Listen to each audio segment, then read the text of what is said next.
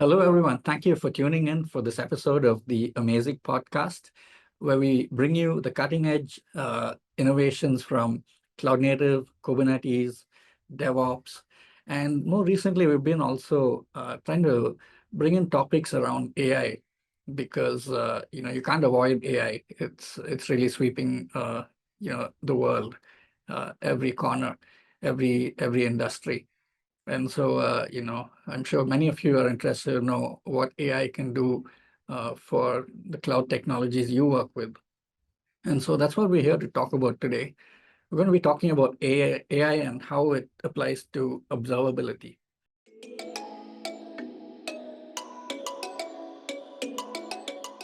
And I have with me today David Wynn, who is the principal solution architect at Edge Delta.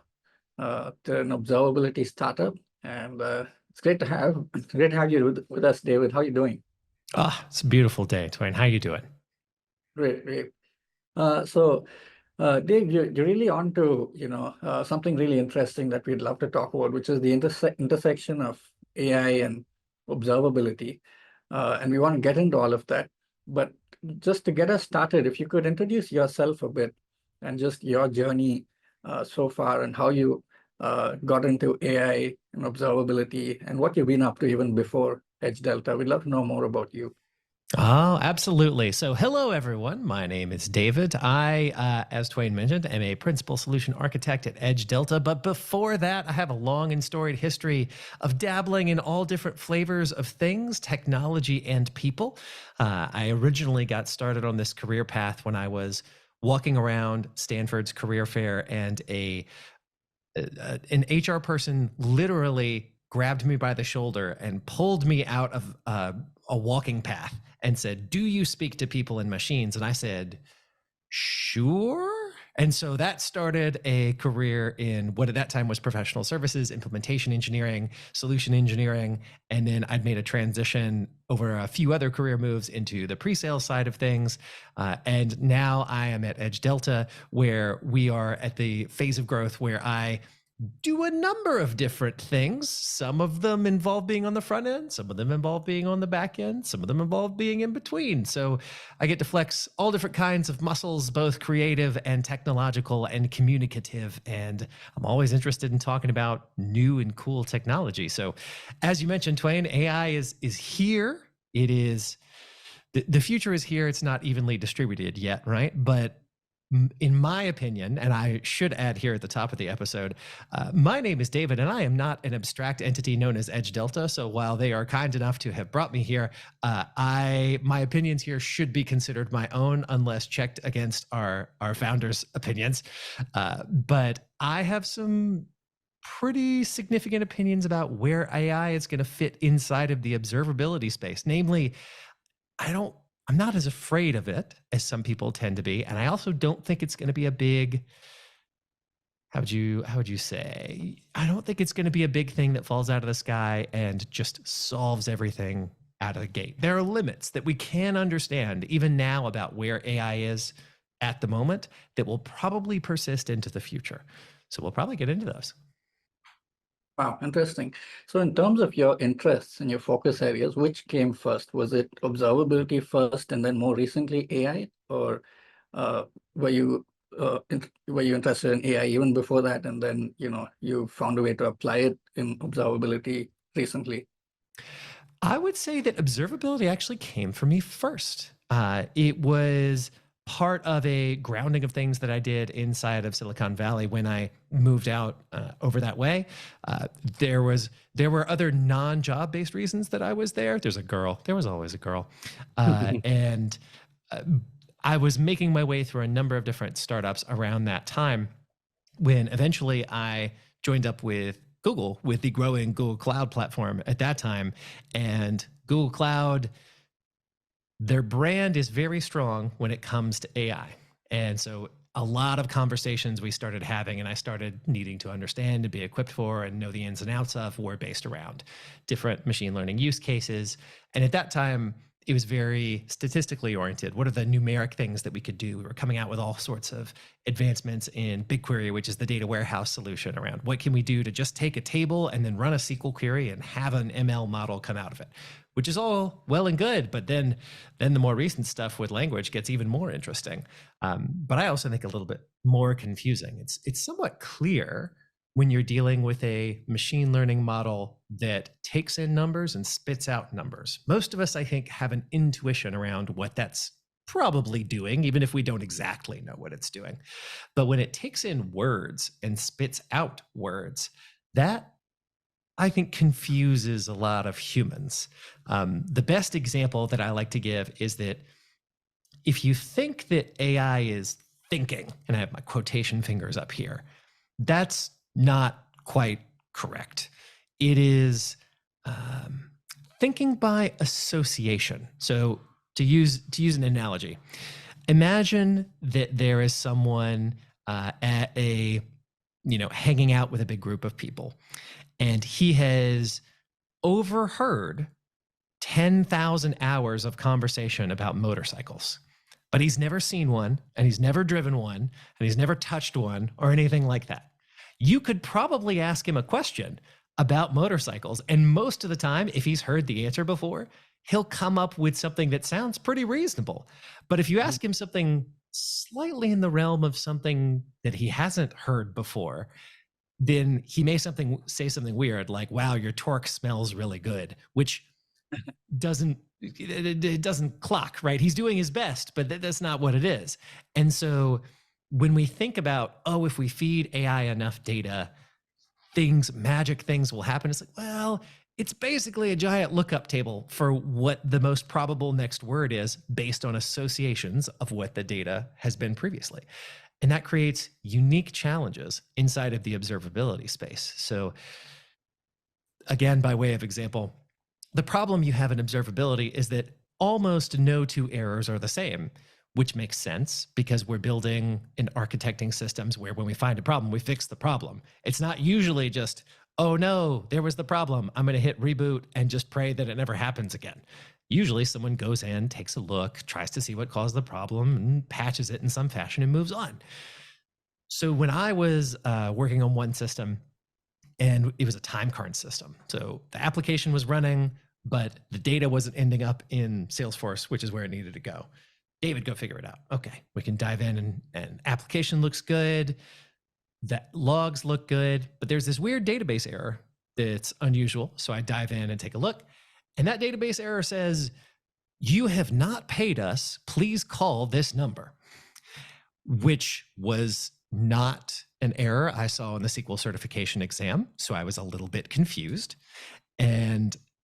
But then I called my boss, and it turns out our credit card had expired for some sort of synchronization tool we were using between the database and Salesforce. Great. I've never seen that problem ever again. And I'm not sure a lot of people have seen that problem very often.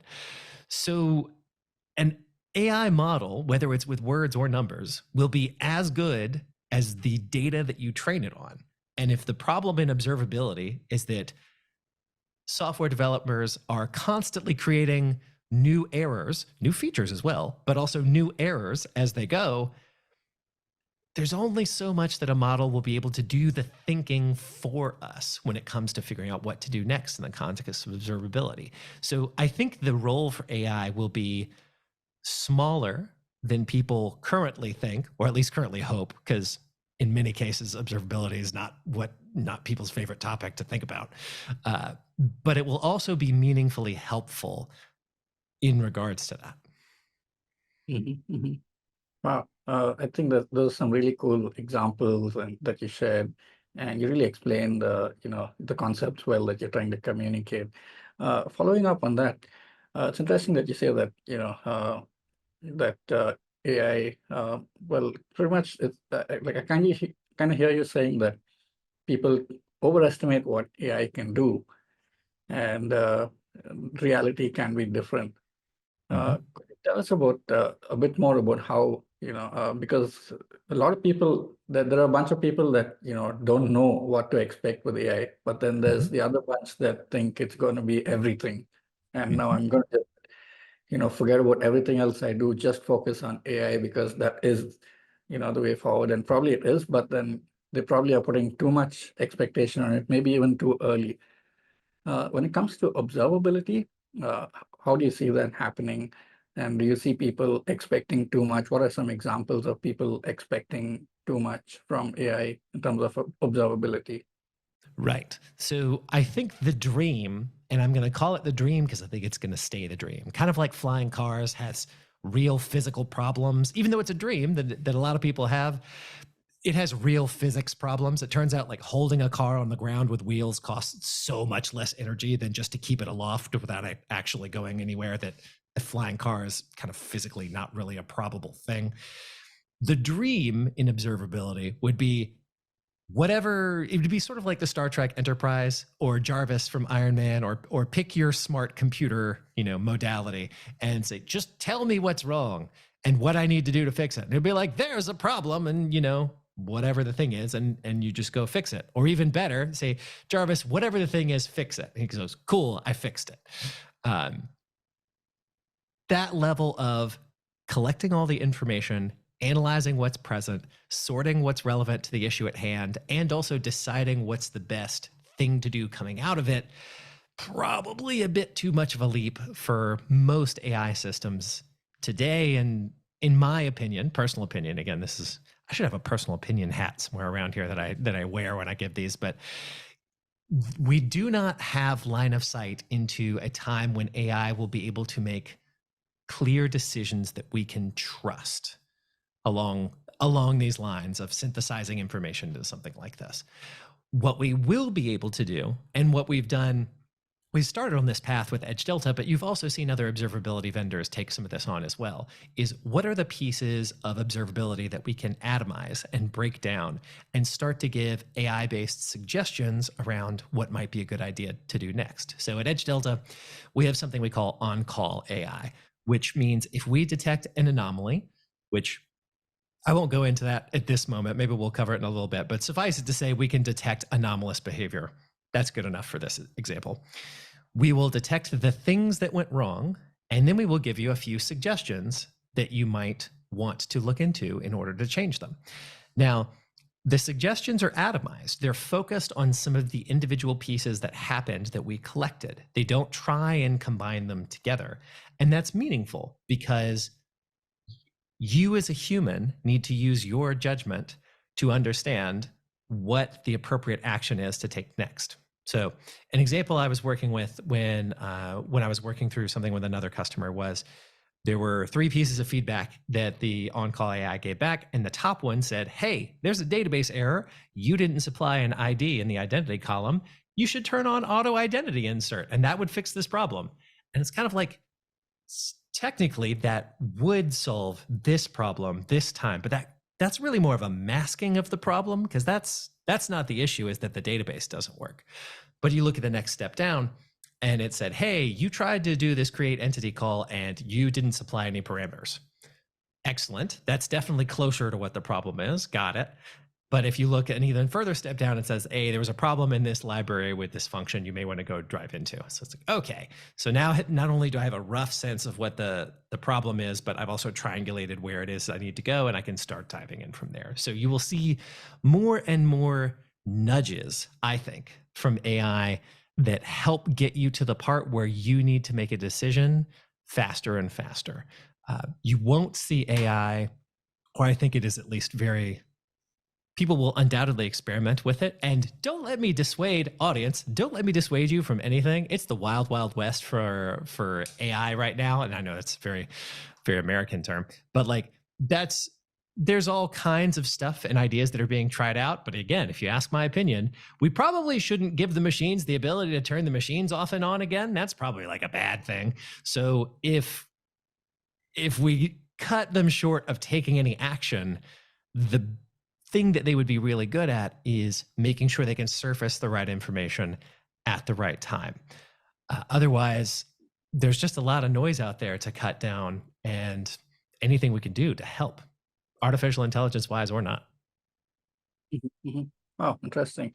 Yeah, and I want to just, in a minute, ask about just, a walkthrough to be able to see a dashboard of Edge Delta. But before that, if you can tell us where Edge Delta focuses in terms of the entire software supply chain, because it's quite fragmented. There are many moving parts. Does Edge Delta look to cover end-to-end the entire supply chain, or does it focus on particular parts? Does it leave out some intentionally? Uh, does it cover even post-production, or is it just pre-production? Any comments on that? Definitely. So I think of Edge Delta in two big areas. So the first is the one that we started in, which is something called observability pipelines, which for those familiar with observability may not even know what those are. But the essential idea is that if you have a ton of machines and they all need to move data somewhere to an observability platform so that they can be analyzed and turned into dashboards and alerts and all that other good stuff, then you need something that moves the data from place to place. Historically, vendors have provided their own software to do this. There have also been open source alternatives such as Logstash or FluentD or FluentBit or the OpenTelemetry collector. But most of those have been moved from point A to point B. And I know there's some transformation capabilities in some of the ones that I just mentioned. Edge Delta started with this idea that what if we made use of that transit movement? Instead of just being a transit pipeline, we made it an ETL pipeline. We gave you the opportunity to shape and transform the data in flight and put it in the right place.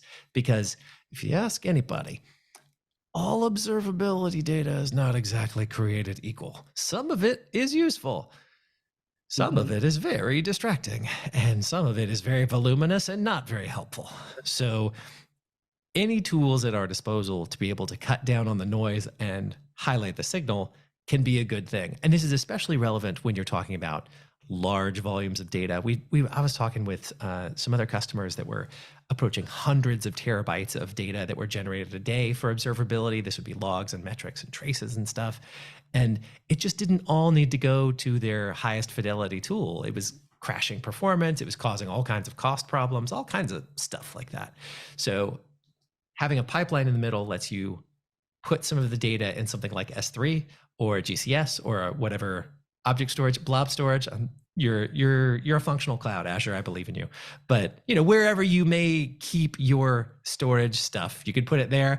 And if you need it on a rainy day or you need to hang on to it for regulatory reasons, it'd be right there. But keep all the important stuff where it should be. So that's step one, which is pipelines. Step two is we are also creating an observability platform, and we are rapidly iterating on this at Edge Delta. We didn't start here, so we're not as we haven't been around as long as some of the other big players have been, but we are bringing in all kinds of new functionality as quick as we can. So if you need something that will help aggregate all of your logs into one place, that will help track all of your metrics and put them on dashboards, if you need something that will apply some of this automated intelligence so that you don't have to be setting alerts with magic numbers over and over again, whether they're too high or too low or whatnot, we can help with that. Whether you're in tandem with another tool or if you want to go all in on Edge Delta as the full platform. Wow, pretty cool. So could you give us a glimpse of what you guys have built out there? What does it look like? What are the kind of metrics? How does Sure. AI make observability easier? Oh, yeah. This is going to be great because we're going to screen share and it's going to totally work, right? Hopefully, fingers crossed. All right. There's no way anything could go wrong. I've recently moved back from. All right, got it. Yeah, you're saying? I have recently moved back to Windows from running Fedora, which is a whole other rabbit hole that I will not go down right now. But suffice it to say, Zoom and Fedora didn't mix too well. So I trust this is going to work. All right. To start with, we are going to go ahead and start on the. I was going to ask, do you miss Linux, or are you happy, quite at home with Windows as of now? Oh, yeah. I mean, Windows, just from a performance perspective, is really tough to beat. And I don't know if that's because I was running Fedora off of like a USB drive instead of off of an actual SCSI connection, or whatever it is these days, whatever IDE flavor it is. But Yeah, that's very happy with how fast the screens blink up. The only problem that I used to have was that I was running Emacs inside of WSL, which can have some weird complications when it comes to GUIs. And also the screen that I'm speaking to you on is technically mirrored because of the way that I have this set up, and Windows doesn't have a native way to unmirror it. And so they got to do a whole bunch of stuff. It's a whole nonsense. Anyway, that's a whole other podcast, Twain. We could absolutely go down that rabbit hole another day. But to give you guys a brief introduction of what we do on Edge Delta, we'll actually start here at Log Search. So from the observability side of things, being an observability platform, if you are sending your logs to something, you want to be able to search them and make sure that they're there. So in a very straightforward way, we can absolutely handle this by showing that, hey, you can search for things and you can also see all of the lovely facets over here on the left-hand side and say, yeah, just show me the ones from over here and bring those in as part of it. Now, something that's a little bit different about Edge Delta is that our query language is very simple. This is literally the entirety of it. So you have seen key value pairs, and you've seen Boolean, and you've seen keywords, and that's it.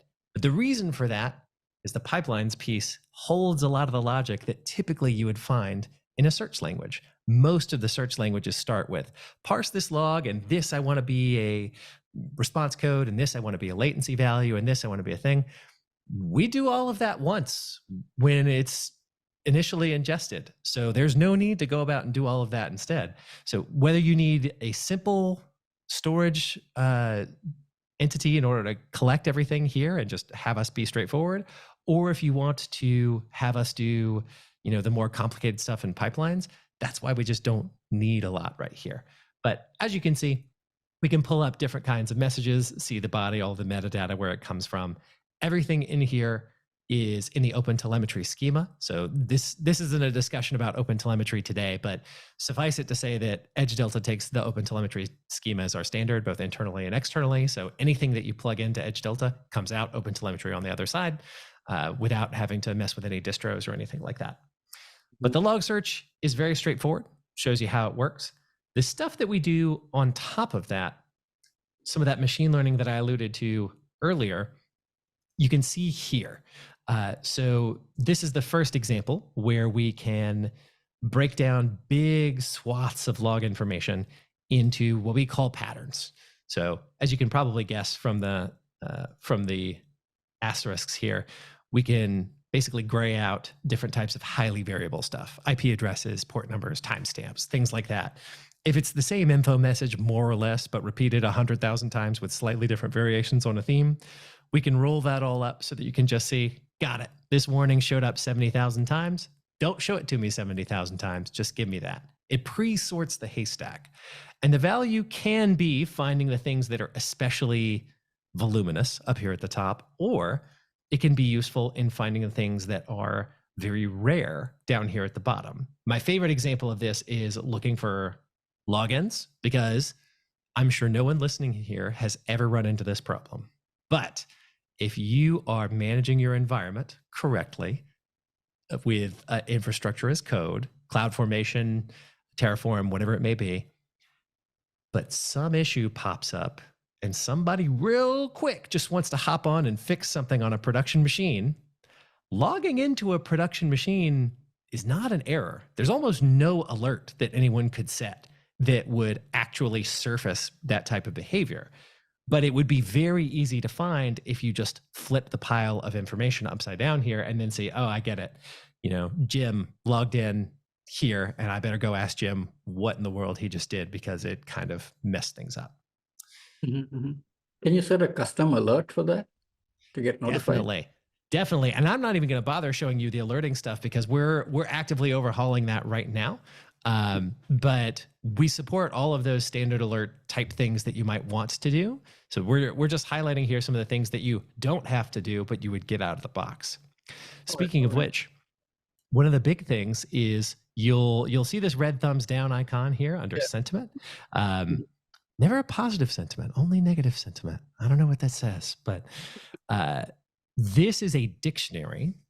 And the reason we can use a dictionary is because it does not matter if you what operating system you're using, what application you're using, what orchestrator you're using. A crash is bad, a failure is bad, a timeout is bad, et cetera, et cetera, et cetera. So with just those things, which of course is configurable, we can create a time series of the number of bad events. And because of that, that's now a much simpler anomaly detection problem in terms of figuring out what does that look like. So I alluded earlier, don't worry about how we make anomalies. This is how we detect anomalies dynamically, by detecting the number of bad events going on inside of the system. That way we can dynamically adjust for things like some sort of baseline, because no system ever runs flawlessly. There's probably some sort of low-level hum of things that are misfiring from time to time, whether it's clock skew or just MySQL and Django don't get along this week. Fine, whatever. But if something comes in and there's a surge of problems, we will highlight it for you. We can send it wherever you want. We can put it in the UI. And we can apply some of the on-call AI that I had talked about earlier, so that you get some of those nudges around, hey, we think that this surge of things is a problem, and you might want to take this step or two in order to alleviate it. So those are some of all the things that we can do on the observability side. And I will just show briefly, when we think about the pipeline side, we do our best to make sure that everything can be fairly clear in terms of how how data is processed in a pipeline. So any given agent has a graph that's associated with it like this, which if you used other tools and are straight into YAML, don't worry, there's always YAML for you, see? So the prettiest functions are always YAML under the hood, so don't worry about it if you want to check it into source control or whatever. But from a graphical perspective, it is much easier to decide, all right, I want to go in and I want to add a transformation, and maybe I want to mask some information here. So let's say I want to change anything that has the word error. Let's say I want to be really secret. So I want to say, we'll do secret key, and we'll replace that with, some asterisks. Great. Now all I have to do is plug that into the pipeline.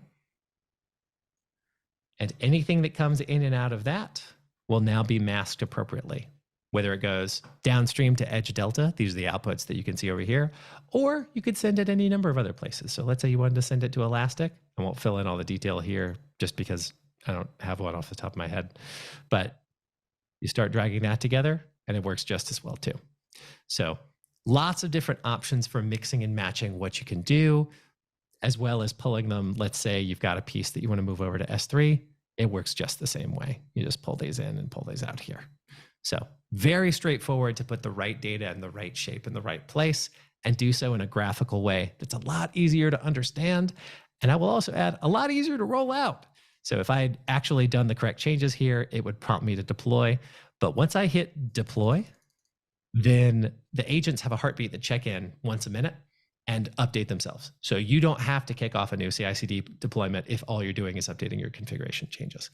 So that's a little bit on the pipeline side, a little bit on the observability side of all the different things that we do.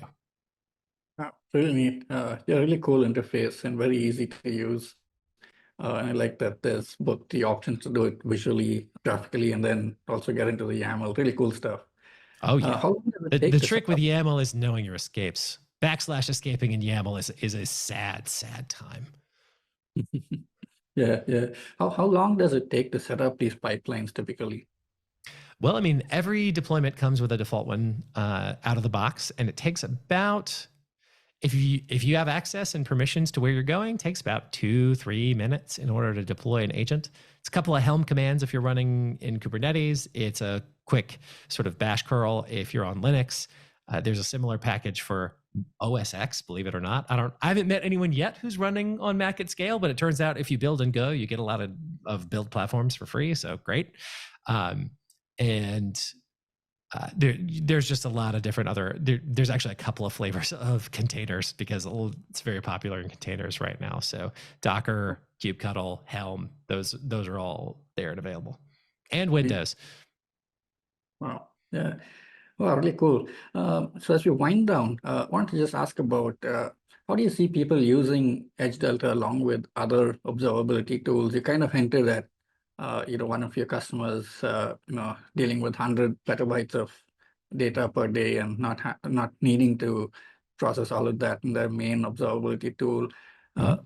Can you share just something on those lines? How do people use Edge Delta along with the other tools that they already have, and which are the Sure. most common use cases? I'll be clear. So far, I haven't met anyone dealing with hundreds of petabytes of data per day. Hundreds of terabytes, yes, but hundreds of petabytes has yet to be seen. Partly because then you start running into speed of light considerations. Oh man, this is one of the things that I learned about in cloud, which is that the speed of light is only so fast. And if you just want to move infinite amounts of data on it, the odds of you hitting a fiber bottleneck somewhere between where your machine is and where you want it to go are so high that, yeah, most people don't worry about speed of light concerns right now. But if you're talking about trying to move even hundreds of terabytes a day, that's huge. And if the data of observability, the half-life of observability data is short, I'm talking, minutes in terms of it being less valuable 5 minutes ago than it is right now. You want that data over there as fast as you can. Anyway, the way that I like to say all the time that we're in pipelines, we're not allowed to have opinions. We're here to make the data go where it needs to go, be in the shape that it needs to be in, and make sure that you keep the stuff you want and drop the stuff that you don't. So there are other tools out there that will do similar types of work. We are focused around observability as the data set that we are most interested in so that we can move that as performantly and with as much meaning and into as much integration into other tools as we can. So often we will be called in when costs are out of control.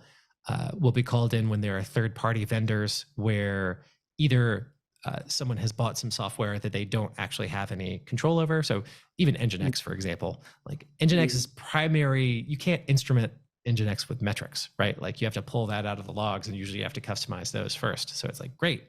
If we want to transform those into actual metrics that we put into a system, we can do that in flight so that we don't have to go through and text parse them all the time at runtime. Or there are also code bases where either the team doesn't want to change the code or can't change the code. I know I was working with one group who had contracted out some Lambda functions and had not gotten the source code. And then they had a problem because those things started blowing up and when they needed them, but they were generating a gigabyte of logs, every 10 minutes. And they're like, well, this is going to eat through all of our observability credits. We need something in the middle. It's like, cool. We can absolutely jump in and chop that down. Or there was another person I was working with who they had an old system that no one wanted to touch anymore. And it threw, and I'm going to do more quotation fingers here, errors. And he was like, I don't like being woken up by quote unquote errors when I'm quote unquote sleeping. And that's not good. And it's like, exactly. One of the things we can do is we can detect that message, rewrite it in flight, and then move it on so that those alerting systems don't get fired. So there's anywhere where I was taught in computer science that all levels of indirection, all problems in computer science can be solved with an additional layer of indirection. So here's an additional layer of indirection. Sometimes that's appropriate, as in the cases that I mentioned. Other times there are also uses where application teams might need a little bit of a helping hand. Either it's because the infrastructure teams and the SREs and DevOps teams might be a little bit more concerned about some of the volumes that are coming out, and it's not going to line up with the cycle and release times on the app side. Oftentimes that can be mitigated between those two teams, but we're also there to help out in those situations as well, because that just gives everyone another tool to make sure that everything can be kept at a reasonable size.